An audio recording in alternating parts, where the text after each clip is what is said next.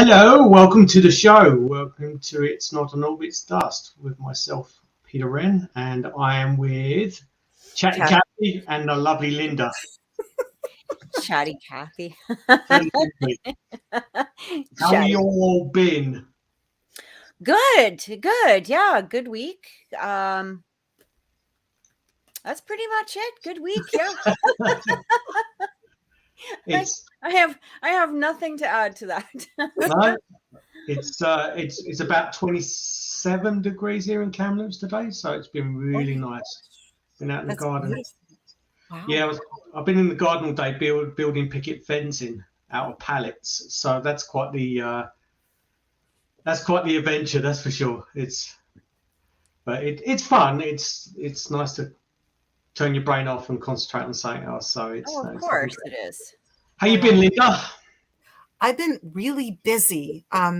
As you all know now, I work at an art gallery, and we had our very first exhibit yesterday after having reopened after a month and a bit of renovation. So it was really well attended, but we had a really huge storm yesterday and it wiped out tons of trees. There's a bunch of power outages everywhere. We were lucky. I mean, we came out of it relatively unscathed, but it was looking like 10 o'clock at night at 2 o'clock in the afternoon. It was really, really scary. But it was a great weekend. So far, so good. It's fabulous. That's good. You know, it's actually exciting when we get a thunderstorm. We had one a few days ago. And, you know, with all the snow that we bloody well get here, it was exciting to have a thunderstorm. I was like, okay, I'm good with this. I'm good with thunder. No white stuff. Yeah, No. It's not white. It's not like I have to start my car like an hour before I get out the house. This is good. I'm happy, especially with gas prices, right? Like nobody wants to start. Holy jumping! Are you kidding me? Like $2. Was it $2.08 here? That's crazy. Yeah, $2.05 over here. It's like, really? My little Honda Fit cost me a fortune. I can't imagine people pumping gas into one of those big SUVs or one of those Ford F-150s, right? My little thing pulls up and it's already $60. Jesus. No kidding. Crazy. No kidding. Yeah. So this week, paranormal wise, I was talking to Cathy earlier on and went up to the O'Keefe Ranch just to firm out the plans for that camping weekend. So very excited about that. I'd made sure that there's power available for Cathy when she camps up there as well. Because we don't want a cranky Canadian without coffee. No, got to have my coffee. That was the first thing. That was a notation to myself. Like we have to find a power source from somewhere. So technically we're not roughing it.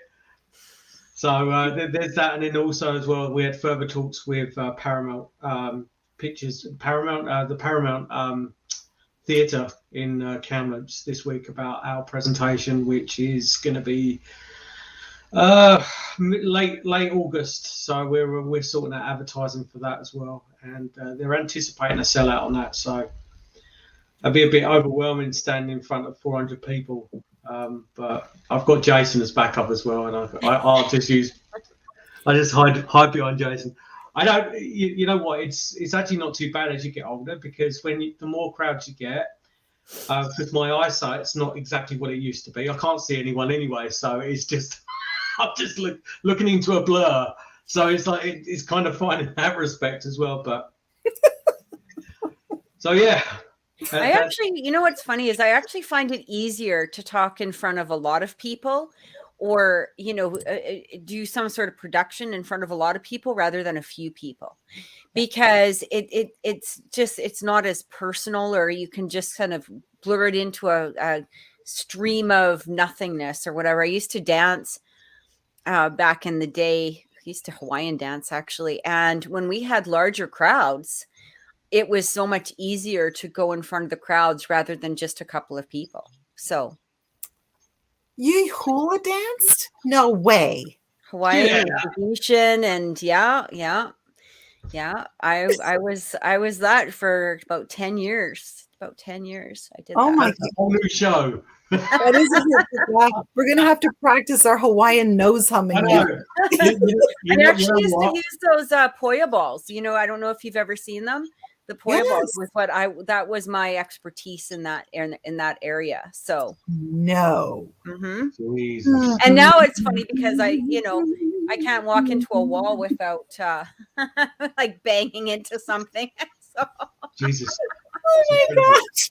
I can walk down the hallway, it's like smack. But no, you give me a set of Poya balls and I'm good. I got coordination somewhere there. I don't know. Oh my gosh. It's too funny. Yeah. Yeah. Anyway, back at the ranch. So this week's if you're liking the show and you're liking the content, please subscribe to the YouTube channel, click on notifications. We greatly appreciate your support.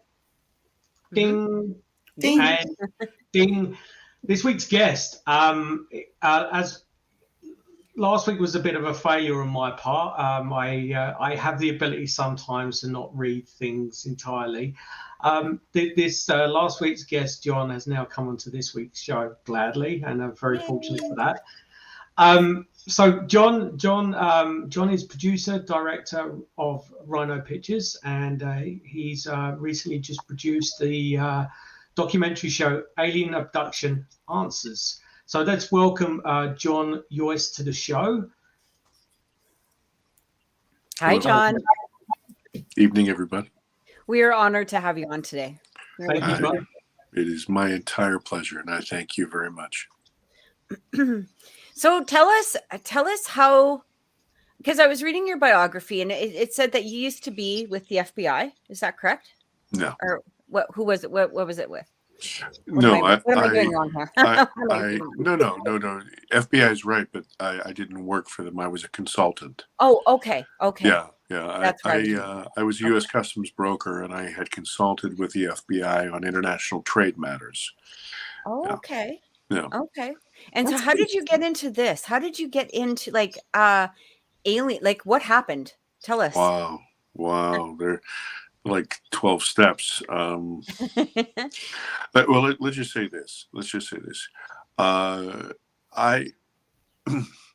When I was growing up, I was always interested in film and television and that sort of thing. And then, of course, when I got into high school and university, people dissuaded me from that because, of course, you need to have a reasonable job and you have to be responsible and all this stuff. And so I studied finance, and I ended up working, under the jurisprudence of the Treasury Department as a U.S. Customs broker, and I worked around the world. And we moved people and ideas and trademarks and a lot of money. And we worked with a lot of international trade organizations, that sort of thing. I had worked in that business for about 10 years, and my heart just wasn't in it. Yeah. And so I decided to make a change, and this was about 27 years ago. And I decided to start a new career, and that was in film and television and radio. And within 3 years, I had gained entrance into all of the major performance and arts organizations. So these are all professional guilds, the Screen Actors Guild, American Federation of Television and Radio Artists, the American Guild of Musical Artists, and wow. Yeah, and so and also Actors Equity Association that covers Broadway. So I was doing all these things, and so 12 years ago I joined a company called RYNO Production, and they did production around the world, all kinds of different things. And I often refer to it as kind of guns for hire. A large corporation would come in, let's say Esquire or Fox or BBC, and they would need a crew, a director, producer, team to go out and do a particular piece, and then we would edit it and give it to them. And we did this very successfully for many, many years. And then I continually pushed, and so I was instrumental in creating a division of RYNO Production called RYNO Pictures, which would be all about original content. So we've done a lot of TV work, and I mean every kind of genre you can imagine. Things for like say Food Network or history or true crime, that sort of thing. All of us. Right. Wow.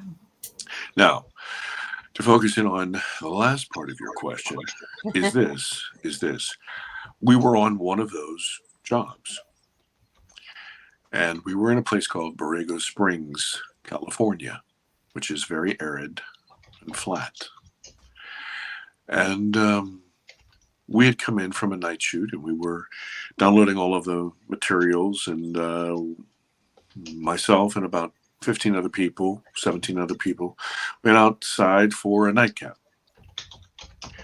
So as they're pouring wine, I raise my glass over my left shoulder like this, and I saw a glint in my glass. And my mind is racing to kind of identify what that is. And my mind said, well, that's the moon. It's a reflection of the moon. And then I realized, wait a minute, the reason we're shooting is because there's no moon. It's a new moon. There's no moon. What the hell am I thinking? There's a moon. And as I pulled down my glass at about a 45-degree angle and about 30 feet in the air, there was an irregularly shaped, almost egg-like. It was blue-green, and it had its own luminosity, a blue-green. And it was as big as about a Volkswagen. Oh, shit. And it was close enough that I could throw a baseball and hit it. Oh my God. Yeah, so I had a problem with that. That was very shocking. Well, yeah. I think I screamed some words that I probably wouldn't share in front of you ladies. But and then I grabbed one of my cameramen was with me, and I grabbed him and I kind of turned him. He repeated those same words that I used, and then the 15 or so people that were with us all turned around and they were overjoyed. They could not believe this, but this was a lot of fun for them. So I am gobsmacked. And this thing moves lightning fast, zigzag, and stops right above my head and freezes there. I feel the world fall out from beneath my feet. And then it zigzags away, stops again in front of everybody, and then it slowly drifts off. And we probably watched it for at least 5-10 minutes. I mean, well, everybody is kind of buzzed by this experience and very excited. But I was terrified. Hmm. And the reason that I was terrified is because I had hidden something for 45 plus years. So I'm in charge of this team. So this is very difficult for me. I'm a very type A personality. I'm very retentive. I'm a Virgo, if that means anything to anybody. Yeah. And I'm the last Virgo, by the way, the last date that you can be a Virgo. So whatever that means. And but I was not well. And I stood up kind of unsteadily, and I was trying to grapple with these feelings. And I said to them, I said, well, listen, we have an early day tomorrow, this sort of thing, and I'm going to take a sip and go back to my room. And we had rented this big ranch house, and that's why everybody was at the same place. So I go into my room, and I'm not proud of this, but I barricaded the door. Right. And I had a terrible evening. So what happened is that when I was 7 years old, it was August 1974, and I was awakened by a low, undulating thrum, almost like that sort of thing. Hmm.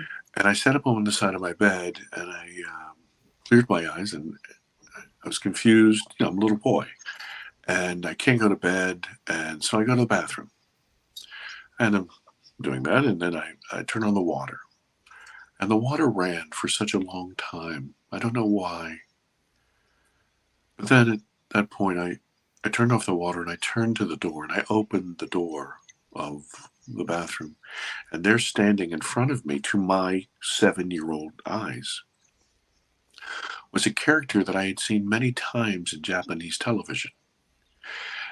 his name in the show was Ultraman.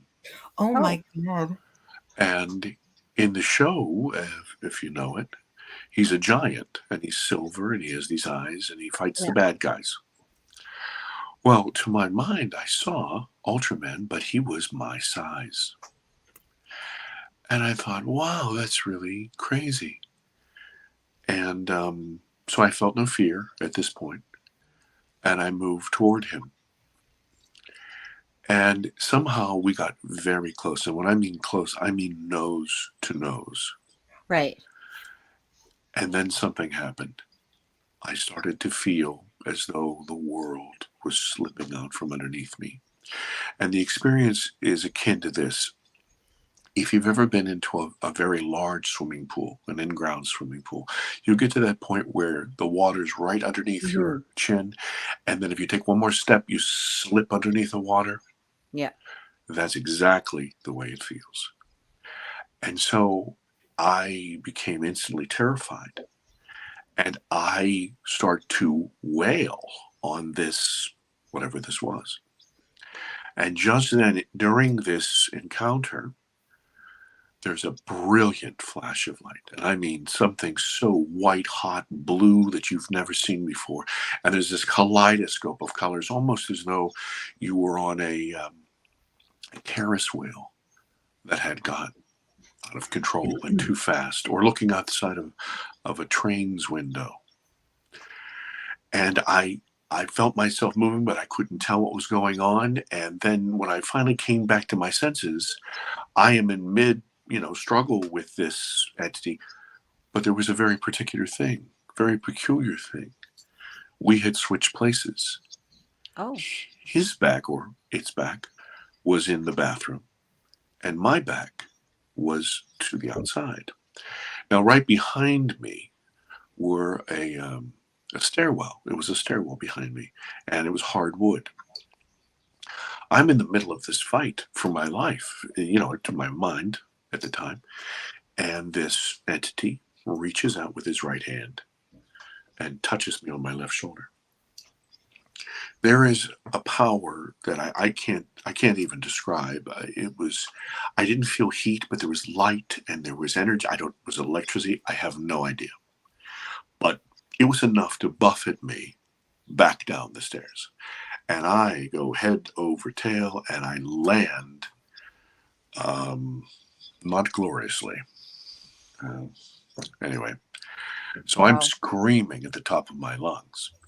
And my father and my mother, they had a first floor bedroom, and they come running out to find out what's wrong with their son, right?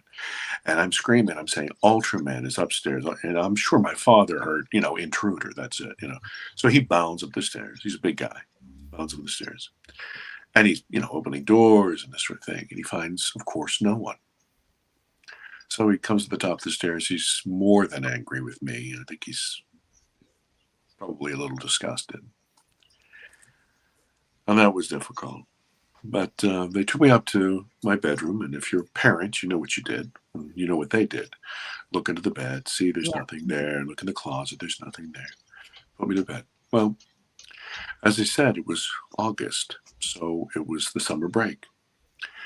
Next day, I'm a little 7-year-old boy. I run out to play with my friends. I come in that evening. My mother calls me in for dinner. And she says, listen, before we have dinner, we have to bathe you right now. And I was a 7-year-old boy. And Peter, I don't know if that's your experience, but 7-year-old boys do not like to bathe. And so I didn't want to. No comment. And so my mother's, struggling with me. And she takes off my T-shirt and she's examining the bruises because, of course, I fell down the stairs. Right. And then she gets to my shoulder. And she says, honey, what happened here? And I said, Mom, I told you, Ultraman was upstairs. Yeah. So she had this kind of a sad, pained smile. And she kissed me on the forehead. And she said, it'll be okay. It'll be okay. So took the bath, had the dinner, whatever. A few days later, my father is taking me to the physician. And as we pull into the parking lot, he, please forgive me, ladies. My people are all big. I mean, we're all 6.5 feet tall and, Right. 250, 280 pounds. He was a mill worker, and he turned around and he said, "No, listen, when we get in there, I don't want to hear any of this Ultraman bullshit. You keep that to yourself." And I mean, it's 1974. I'm sure he didn't want the crazy kid, right? Right. So we get in, the doctor examines me. He's looking at the bruises, this sort of thing, making sure there's no, fracture, this sort of thing. And he comes up to my shoulder and he says, "Hey, sport, what's going on with this?" And I could see my father in the corner, and he was glaring at me. And, I don't know about, I sound old now. I don't know about these kids these days, but, back in 1974, you didn't cross your father. Yeah. And so I said, I don't know.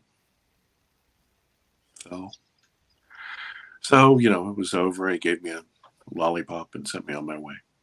On the way home, as we pulled into my parents' home's driveway, my father looked back at me again. He said, "Now listen, I don't want you to say another word about this.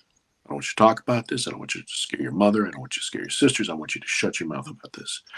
And I was the eldest son, and I would have done anything for my dad. So I said, "Yeah." And that's when the lies began. And so over the course of my life, it began as a mandate to lie about it. Right. And then, I was active in sports and things like this, and you run out to play basketball, you took off your shirt.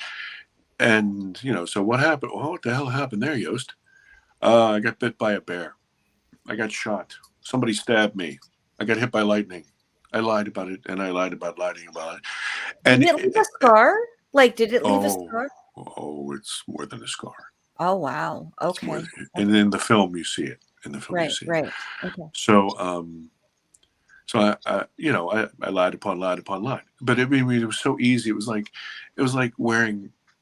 I've often referred to it as it's like wearing eyeglasses. People who wear eyeglasses, they don't wake up and say, "Well, listen, I will take these glasses and I will put them on my head to better my look." Yeah, that's not what happens. They reach over, they just throw them on, and they go about their day.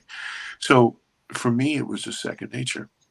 And then you all know. I mean, I'm probably older than all of you, but we're all, things have happened in your life that you don't talk about. You just kept in the back, and it's not part of your normal day. So you never talk about it. Well, what happened was when that egg-shaped thing stopped above my head, something happened. And I had always known. It wasn't like it was a dream and I had to have regressive therapy. No, I knew it. And it had been a personal choice to lie when I became an adult, just to continue that. Think about it this way. People say, "Well, why didn't you tell the truth when you were older?" I said, "Well, listen, can you imagine this? Oh, yes, Mr. Boss Man, I'd like to have a job with you and be your manager. And by the way, I've been abducted. So I'm management material." It's not a resume builder, right? Well, even just if somebody asked about the scar, the first thing to come out saying I was abducted it's not gonna fly all that well, depending on the generation that somebody's coming from or where their perspectives are. Not a bunch of friends about that. So what happened was is that at that moment, standing in the desert, the things above me, everything came back in Technicolor. And it didn't come back as I'm a 55-year-old man. It came back as I'm a 7-year-old boy. Right. And I am smack dab in something that I have never dealt with. And then on top of it, and this is the hardest part about that, is it's intermingled with the lies. And it poisoned everything, and that affects you. It's a corruption. It poisons yourself. It poisons your relationships, poisons those things. And so all of that stew, if you will, it came landing on me like a ton of bricks. And so I had an emergency. And so I know this is a very long answer to your question, Cathryn, but I I was kind of forced into the situation. Remember, we've done all kinds of different projects, as I said, Right. and so I was on all of these projects, and I was not the same man that I had been. I am now missing steps. I am now missing documents. I'm not on time. I'm having problems. I am absolutely petrified of big sky and big water. I can't function well, and people are finding me in corners yelling at myself. Right.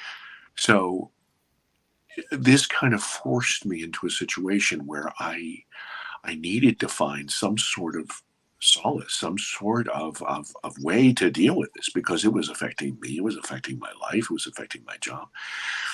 So what I did was I started to do a lot of research. And then that led me to find out that literally, and I mean literally, millions of people on this planet have had similar experiences. Right. And then, and I wasn't really supposed to be part of the film. It was more like a research. It was a pet project first, and then it became a research project, and then it developed into. And I mean, there's some other steps there, but that's really the very long answer to you. I apologize, Cathryn. No, But no. that's the answer. That's the answer. That's how it happened. Does that make sense? Yeah. Okay. Yeah. What a terrifying thing for a little kid to go through. But also too is not being able to have that outlet to be able to, speak about it, right? And but I mean, we deal with that in different ways, I guess, in some degree with the paranormal as Mhm. well. We get many children, that have, claims of things happening or feelings, or especially in teenagers, Mhm. and they have had these experiences. And a lot of times on investigations, it would be the dad that would be like, okay, he's talking about this, but I think he's full of shit, Mm. and Well, thinking that their teenagers are yeah. behaving in a certain way, or their kids, they don't know if they should believe them or not, right? Well, you know what? I don't want to speak for Peter, but this is one of those things. I know how everybody says, there's no difference between the sexes, but there definitely is. And men just want to fix things. Mm-hmm. So sometimes we just say, listen, it's full of shit because we can't fix it. Yeah. We don't have duct tape that will fix that. Right? Yeah. I'm a father, and so I understand that. I caught myself doing those things, and I stopped myself from doing those things. But that's our problem. It's a flaw in the design, if you will. Yeah. There's been a lot of stories from various people, and people in kind of high regarding society as well, in regard to alien abduction and stuff like that. And there's a lot of parallels about lost time as well. Yes. Was that a factor in your case? Well, right back at the beginning of Ultraman. Are you talking about the development of the film, or did I experience missing time? Did you experience missing time? And probably the second question would be, and based on your research as well, was there's some familiarities in relation to that as well? Yeah. Let me answer that, Peter, this way. Is that so I started to do this research with these people, and something occurred to me and it was so funny because it's in hindsight it's completely clear and obvious, but to me I had never ever considered it. I remembered everything as though I'm looking at you good folks, but there was a piece of that memory that was gone. It was that flash of light, and that somehow we had been transposed in position. How did that happen? So during this time of work with all of these very brave, beautiful people who I've really come to love and honor, I realized that there was a missing piece, to your point. And for the life of me, Peter, I could not remember. So they had introduced me to a woman named Debs Shakti. And I don't know if you know her, but she has a global practice and she is a quantum hypnotherapist.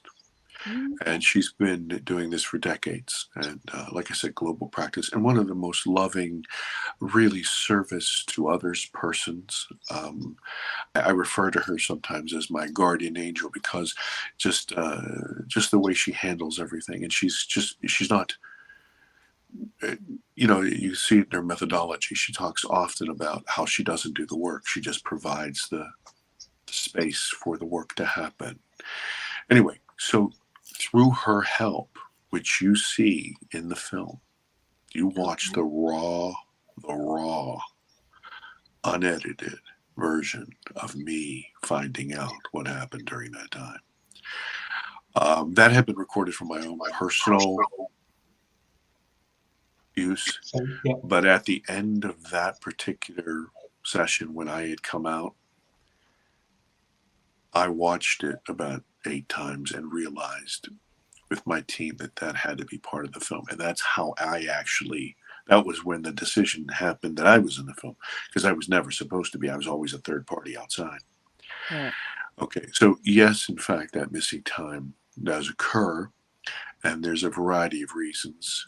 In my particular case, I think there was something about the physics of the being pulled out of our dimension or our physical place that we were at. But in addition to that, I mean, as you will see in the film, there was a lot of screen memories to protect me.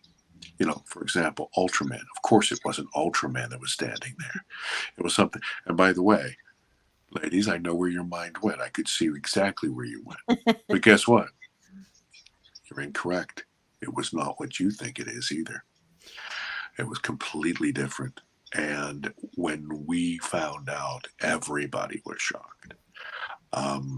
Everybody was shocked.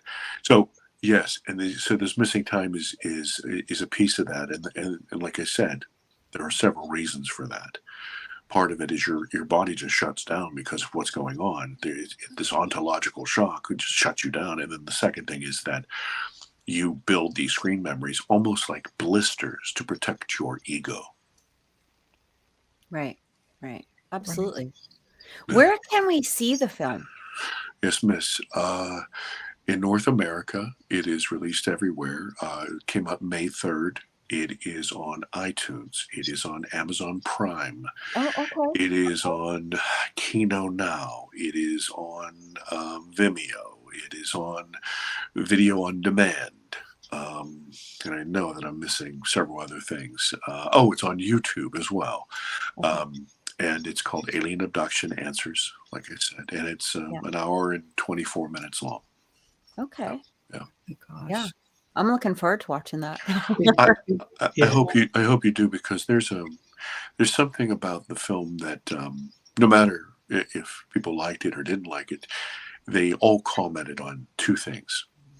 Number one is the emotional content and impact. There'll be places where you just cannot help but giggle a little bit. And there are places where you just cannot help kind of tearing up a little bit. Right. Because it's the human condition. It's exactly that. It's the raw human condition. The second thing that people comment on is this. Most documentaries, regardless of the genre, are usually third-person narratives or kind of set up recreations. Now, the third-person narratives are always kind of that old footage type thing, and you hear in the background, back in 1947, that sort of thing. Okay, so it's chock full of really good information, but not really good filmmaking, if you understand me. Yeah.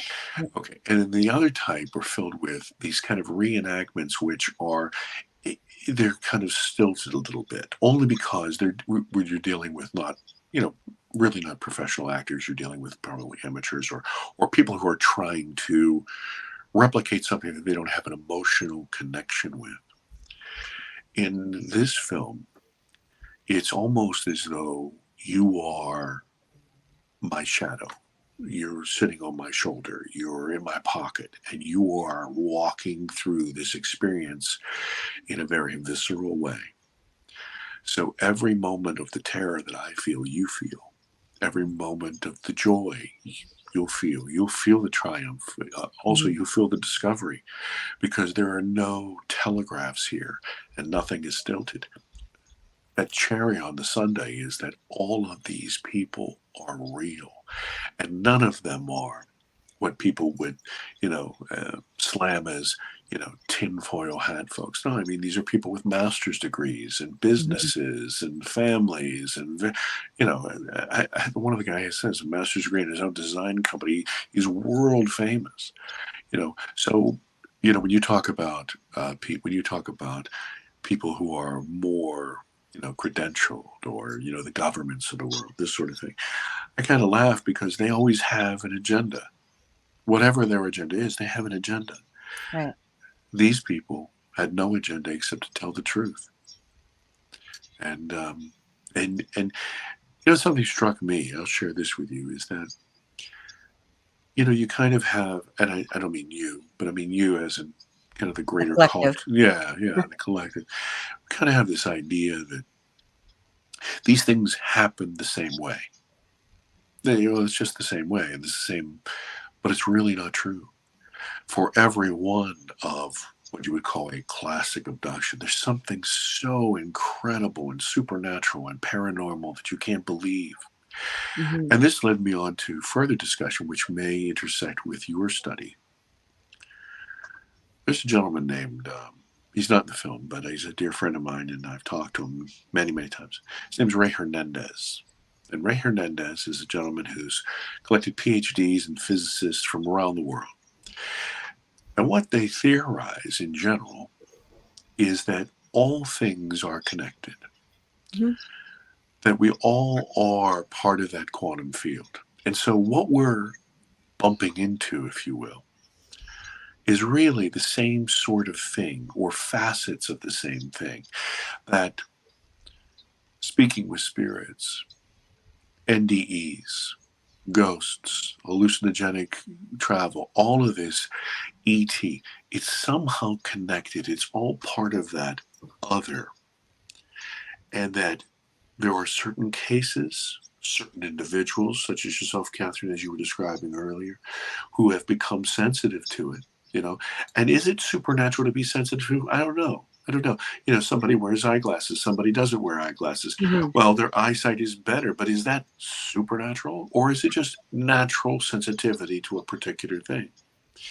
So there is that. And there are also these places where these worlds somehow rub a little thin, where we're able to peek into, or some sort of interaction between us. Many people have asked me about, aliens, or what do I think about it, and aren't they this or aren't they that? And I say two things about that. First of all, somebody was yelling at me about the name of my film. They said, "Oh, answers, you have the answers," this sort of thing. And I said, "Sir, please, I'd like to direct you to the words, exactitude of meaning. It says alien abduction answers, not the answer. I don't care if you believe me. This is a trip. You can take. I'm inviting you to experience this with me, and make up your own conclusions." So people, and I'm sure in your field you bump into this too, where they allow their ego to supersede the work. And then all things must pass through them. All things, because they are the only fount of, I am a nobody, and I know that I'm a nobody. I'm in your tarot. You mentioned tarot. If I was represented by a card, it would be the Fool, because I am literally on this path and saying, I don't know what the fuck is happening here, but somebody. But I'm going to take the risk and do it. I'm going to take the risk and do it. You know what, John? Just to jump in there, it doesn't matter whether you've been in this. In this field for 5 minutes, or you've been in this field for 50 years, we are still novices. We're still novices like you. We don't know what the fuck we're doing.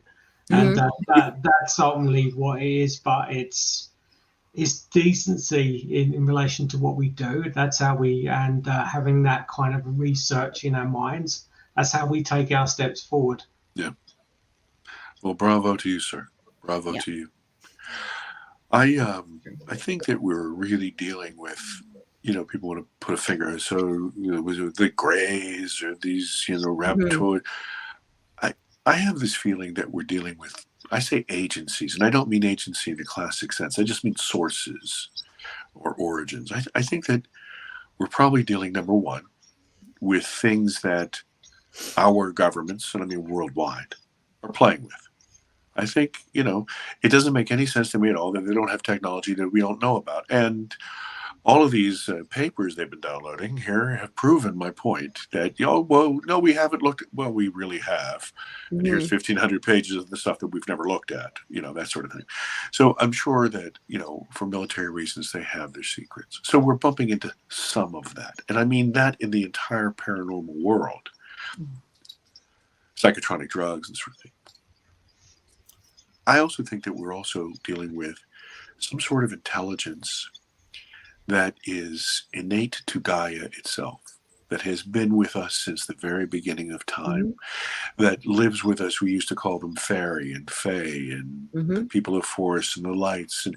And people get confused when I say intelligence. I said, intelligence doesn't mean that they speak English. German people don't speak English. Would you call them intelligent? Of course. Shut up. Stop being so stupid. Why? Don't let the words limit your mind. So I think we're dealing with some of that. This intelligence, innate intelligence of our planet. I also think that we're probably dealing with, I'll make this up, guys from Venus or guys from whatever. Look, we are sending probes all throughout our solar system right this second. And what do we do when we get there? By golly, we take samples. Holy moly, doesn't that make sense? And then, you know what? If we found a living being there or any kind of microbe or anything, do you think we might take a sample? Yeah, we probably would. Think about the caribou that see that helicopter come up over the hill and they shoot him with a dart and the helicopter lands and they tag his ear because they want to track his migration. If that caribou could talk, it would probably sound an awful lot like an abduction. I'm just saying. Yeah. So I think we're dealing with some of that there are, life is prolific in the world and in the universe, and we're dealing with some of that. But then I also think that the explanation has got to include and would be incomplete without the existence of this, and please, it's not my term, so I don't own it. It's this ultra-terrestrial idea that there are consciousnesses that are so advanced either through their technology or through their consciousness, that they have the ability through physics or their own power of will, of soul, to press into our dimension, somehow interact and come back. And I think this is part of that confusion, because this person has a little piece and this person has a little piece, and they're so focused on their piece, they can't pull back and see the entire picture. I'm sure you all know that little silly thing about the scientists who go into a completely black room and they say, well, what is in there? And one guy says, well, it's a spear. And somebody says, no, it's a whip. And somebody else says, no, this is a huge boulder. And they turn on the light. It's an elephant. Yeah. And it was a tusk, and it was a tail, and it was the side of the body. And that's what we are dealing with. We are dealing with that elephant. And unfortunately, because our egos are so large, we try to eat it in one bite. And it just doesn't work. It was incredible when you were talking about the entire story, and you said when you turned around as that child and in the doorway was Ultraman. I don't know if you saw my hand go up to my mouth, because I had a huge crush on Ultraman, I have to say. We are about the same age, and I used to wake up early Saturday morning, and I used to watch Ultraman every Saturday morning. And when you said that, and then you talked about the intelligence, and you talked about Ultraman and how there was a familiarity there with Ultraman, and that's why you approached what you believed to be Ultraman, like, wow, this was Ultraman. That is almost like the child who sees a spirit who then has this familiarity with this spirit and this friendship and this kinship. And then when they realize that it's not who they think it is, that's when the fear kicks in. And that's when all of that happens. and you're so challenged. But kudos to you and thank you for sharing this story with the world, because there's so many common denominators of experience that people have, but they don't know how to connect the dots, and they feel so alone, and they feel so disconnected with so much and so many people. And I could feel that fear, and I could feel that child and the adult that was so blown away by all of this, that was almost completely, I don't know, stopped in his tracks. And honestly, that story is incredible. But thank you for making this film, because there are people out there that will see themselves and parts of themselves in this film. Yeah. I thank you. I say to folks who want to see it, because they have experienced something, because you know as well as I do, a lot of people say, oh, nothing, they fluff it off. But you can't bring 100 people in a room and say, has anything ever happened to you once in your life that you can't explain? Everybody has. Yeah. So it's a universal experience. It's not a small segment. But I say to them, I said, listen, this film was supposed to be a catharsis for me, and I'm still struggling with it. And it's given me some manner of peace. I hope that it grants you the same peace as you watch it, because they cannot, maybe they can't talk to their brother or their father or their mother or their sister, but they can watch me maybe suffer through it and work through making and I made a lot of mistakes, I'm telling you. I'm still making mistakes, and maybe live a little vicariously through me, and somehow grant them some peace. I think that in today's time, we're really lucky in the way that we do have, I guess, the internet, or this, collective ability to be able to share these stories. I mean, it can always, as we know, it can be negative, but at the same time, we now have that ability to do so, more so than any other time. And people are able to open up. People are able to be in that place where they're not feeling that solitary energy anymore. They're able to share this experience, and almost guaranteed there's going to be somebody that has some sort of connection to them. Whether you want to accept them into your space or your energy is completely up to you. Sometimes you just want to share it and let it fly, right? But we have that ability now, whereas you think, it's interesting, because when we look at history in itself, just really quick, before the time of the birth of Christ, really, people were very open with a lot of their history, their behaviors, their, we talk about the pyramids, we talk about, the Mayan, grounds, everything like that, right?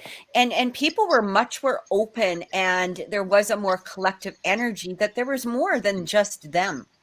They were very open to it. And then, throughout the last, 2,000 years, things have really shut down, and it's been really closed in. And, God forbid, if you, speak about this, you were shunned and, made fun of, or even in some degrees killed. And, there was a huge, and, disdain towards people that had this opening. And now that as we're moving, into this history, we're so blessed, to be able to now open this up and to share these experiences with others, and to be able to have, just the dialogue, be able to have that open dialogue now. Cathryn, I think that's a brilliant point, and I would be remiss if I didn't say this about the film. When I describe it, sometimes people think it's rife with fear and rife with terror, right, and pain. Right. Yeah.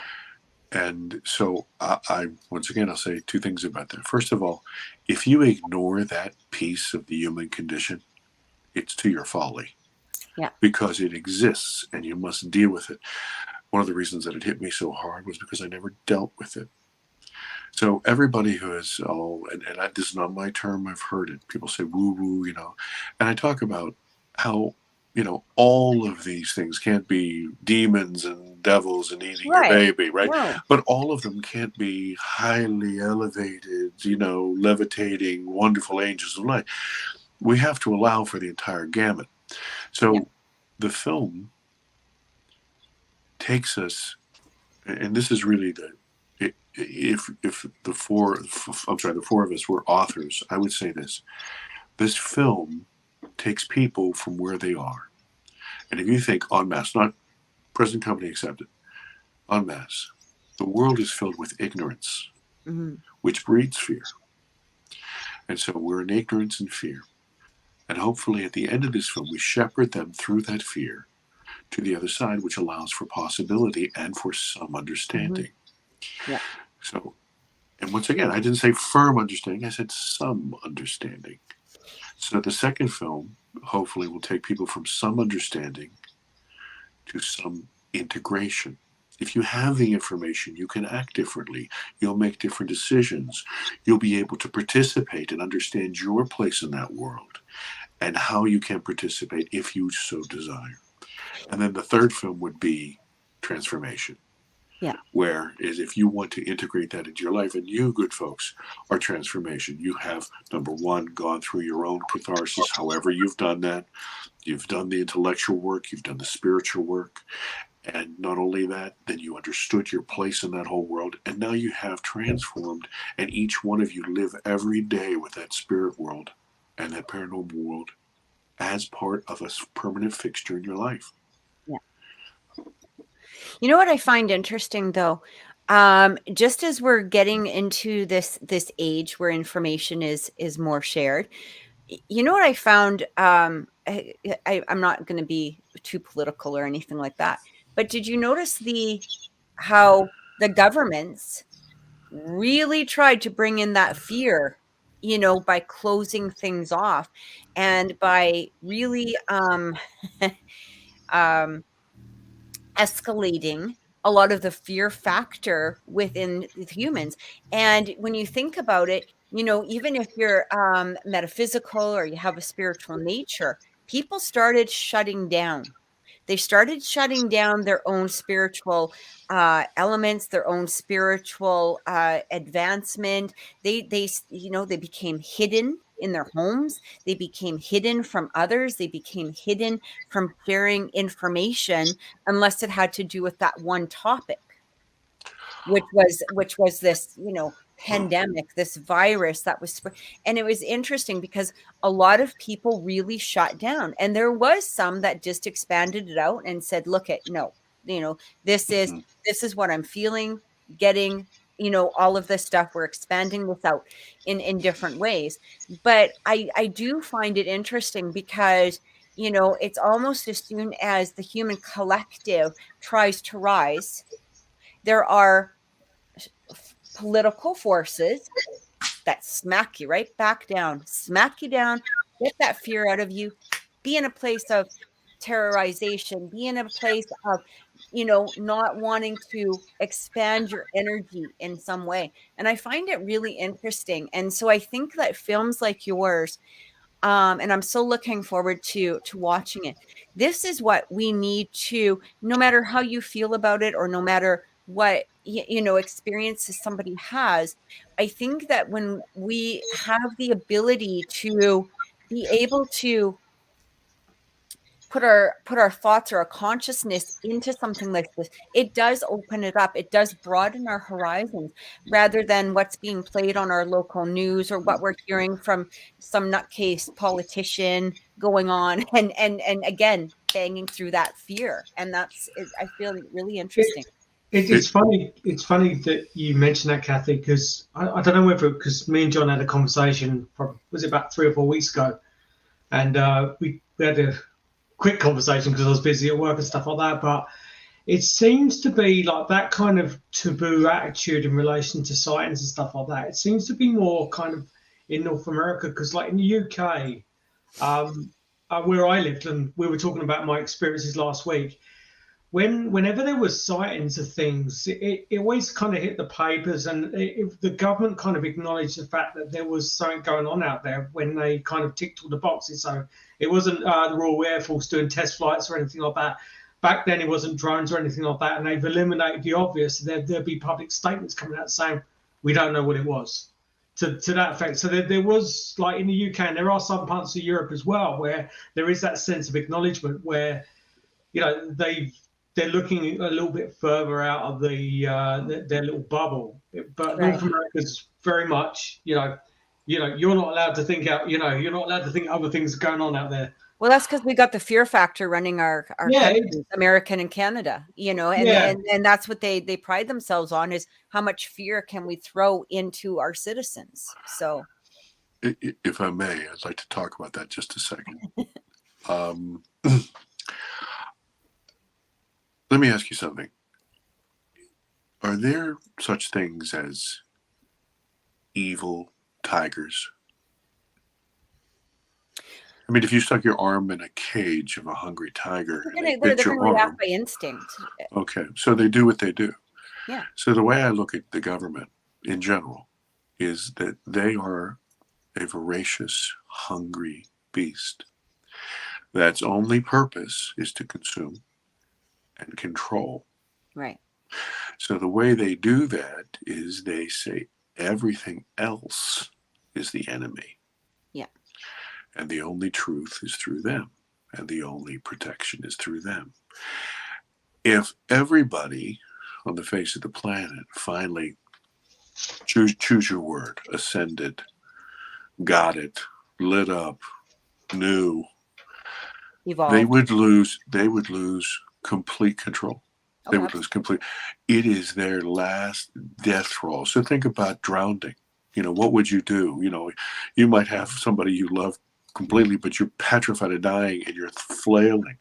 So a lot of this, I look at that and people say, well, it's all this deep dark. Oh no. This is the screams of a frightened child. And talking about Canada and America, I mean, the truth of the matter is we are the little brothers and sisters of the rest of the world, So, of course, we'd be the last to get it because we're the last to get the control, right? So now we sure as hell, we don't want to give it up. And so all truth and everything has to come through, Senate committees and all this other trash. It's just, it's like I was saying about people. Who are the arbiters of all truth. It's actually sad. It's actually sad. I totally agree with you, Cathryn. It's a hard pill to swallow, especially because it's clear to me how further along this path you are. So you don't have time for that kind of childish bullshit. Yeah, you don't take any prisoners there. So it's really difficult. For me, I'm like, well, this is where I came from, so I get it, because I'm a newbie. So I complete resonate with everything you said. Yeah. And it's funny because a lot of people, they talk about not being, know this, like, it was like you had said, if you ask 100 people in a room, did they have an experience, or do they have an experience that they can't, explain? It's interesting because I really feel that we all have, not only, the sensitivity abilities within us, our intuitive abilities, psychic abilities, whatever it is, the ability to see things that we can't explain, whether it's from another planet or whether it's, from another universe, dimension, whatever. We have these abilities within us. It's exactly kind of the same thing as we have the ability to know when somebody is full of shit. Right? That's my exit. All right. Thank you. But all we have to do is really listen, and we have to have that open mind.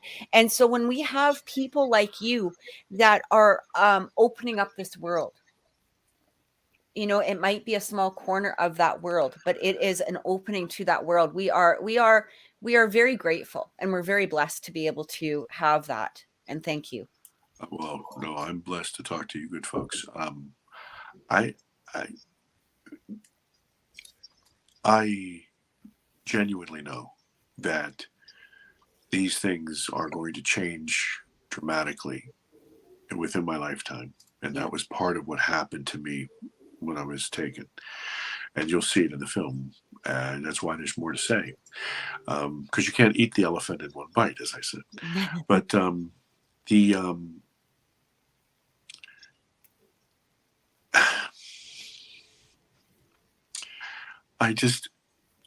it is a paradigm shift in the most basic way. Understanding who we are in the universe, for all of our existence, it's all about us. As soon as we got an ego, as soon as we realized we were people and could make our own decisions, then it's all about us, me personally. And without a moral compass, that goes crazy, as you can read the news and see. Yeah. And then, Copernicus comes along and kind of throws that off. And the Earth is not the center of the universe, and this is a problem, and there are many planets and all this other stuff. So this is a real problem. We as a people, as a species, are screaming to hold on to our primacy as well. And part of that is this physical construct that we find ourselves in. We don't understand that we're just a piece of it. And you get these people who say, well, I don't believe anything I can't see. And so I invite them to stand in front of an x-ray machine for 3 weeks. They can't see those rays, but it'll be pretty bad in the 4th week for them. Yeah. I asked people the last time they tasted air. Things like that. The fact, I agree with you, Cathryn. I think all of us have all of these abilities because what we are, and it's a paradigm shift in the understanding of who we are. We literally are these antennas in this field of consciousness that we can pick up. I had a discussion with somebody the other day, and I asked them, I'll ask you, Peter, because this is a safe way to do this. Peter, if you took your shirt off, go ahead. No. If you took Peter, do it slowly. No. Anyway, no. So, can we have some music, ladies? Can we have some music, ladies? No. If you took off your shirt and you put it on the chair, right, and you stepped away from it, would the shirt jump up and down and animate itself and dance across the room? Of course not, because you're a man wearing a shirt. Okay. So many people don't understand that we are not a body wearing a consciousness or soul. We're a soul wearing a body. Mm-hmm. Yeah. And every creation story talks about how the creator, the source, the God, the Father, the All-Father, breathed life, put a piece of God into whatever was made. That clay, that figure, because that was the shirt or the body. Yeah. But without that animation, without that spirit, without that soul, without that consciousness. Somebody was talking about dimensions with me, and because I had mentioned about ultra-terrestrials and how they said, well, how the hell would that work? I said, well, let me say this to you. Let's suppose Lynda and I are standing beside a fishbowl, and I push my big melon into the water. And so as I do this, I'm literally piercing the veil of the dimension that the fish lives in, where they live. And so this fish looks up and sees a face, does not understand it because it's unlike anything the fish has ever seen. It doesn't look like a fish. And it moves entirely different than any fish it's ever seen. And then this is really key, by the way. This is super, super important. The fish has no concept that the face is attached to a head, is attached to a neck, is attached to an entire body, completely alien, completely outside the framework of the fish's existence. So when the face retracts out, and Lynda says, you're on your own, find your own towel, the fish goes and swims around and tells everybody, go on over here, take a look at this. And they see, and there's nothing there. And so they turn around to their fish friend and say, look, there's no evidence. You're crazy. This is what we're dealing with. Mm-hmm. we're dealing with that, whatever that is on the outside, pushing itself into our dimension, interacting with us, and pulling back. Incredible. Thanks, John. I have one more question before we end the show. We have gone a little bit over. But Yes, sir. after the documentary, what's next? What have you got? I am, well, presently I'm promoting the film, of course. And, you know, it's funny, I work in the film business, but it seems like I only do two things. I promote the product and then I try to raise money for the next one, right? So I'm trying to write and raise funds for the second one. This movie, as you know, is called Alien Abduction Answers. The second one will be called Alien Abduction, The Awakening. And then the third one will be Alien Abduction, Ascension. And this has more, well, no, let me say it this way. It has a lot less to do, the film that you will see, hopefully, has a lot less to do with the shiny lights in the sky than it has to do with you. It has to do with your soul, your consciousness. Right. Yeah. So so the next one is called Alien Abduction, The Awakening. And because what's happened is since that activity as a boy, something was trying to get my attention. Okay. Something made it impossible for me to say no. Right. And it continued, and it continued. And now that they, or it, or whatever, once again, I don't have the answer, has my attention, I had a real feeling that it was over. I was fine. But that's not the case. There's a lot of things that are going on, a lot of things. And we've been able to capture a ton of stuff on camera. And there's missing time, as you mentioned. There are entities, there are walk-ins, there are craft, there are all kinds of things. And so what I'm discovering is that even though I have some understanding, I still have blockages. Remember, my entire life, I've spent 5 decades fighting it and hiding. So we're going to have to take some drastic action to break through some of that. And, you know, I mean, we're toying with the idea of Mother Ayahuasca, you know, this sort of thing. We're talking about some different meditations and things like this to literally break down my attachment and blockages that hold me to this 3-dimension. That'll be interesting. Yeah. And so when you watch the first film, like I said, you're not a third person. You're not a third wheel. You're inside with me. So it'll be interesting because people will literally be able to experience it with me. Brilliant. So just before we say goodbye to everyone, would you mind giving the name of the show for the guys that just joined us? Certainly. It's called Alien Abduction Answers. It's on Amazon Prime. It's on iTunes. It's on YouTube, Kino Now. And if people need to get in touch with me, once again, I work at RYNO Pictures, so you can find rynopictures.com, or you can find me on the internet, in Facebook, as Peter and I communicate, or Twitter. Perfect. Brilliant. Yeah. Thank you so much, John. That was incredible, honestly. One of the Oh, thank you. I really, really appreciate Peter was working that out. I thank you and I apologize again, sir. No, it's my fault anyway. Okay, well, thanks, guys. And if you did like the show, please subscribe to the YouTube channel, I Want to Believe, and click on that notification. And we'll be back on next Sunday at the same time with a new guest. Thank you so much, John. It's been a pleasure to have you on the show. My honor. If you do see the film, I'd love to know your honest comments. Oh, absolutely. I'm actually going to put it on tonight. So. Glutton for punishment. She sees this pet detective hair and she wants more of it. Okay, bye, guys.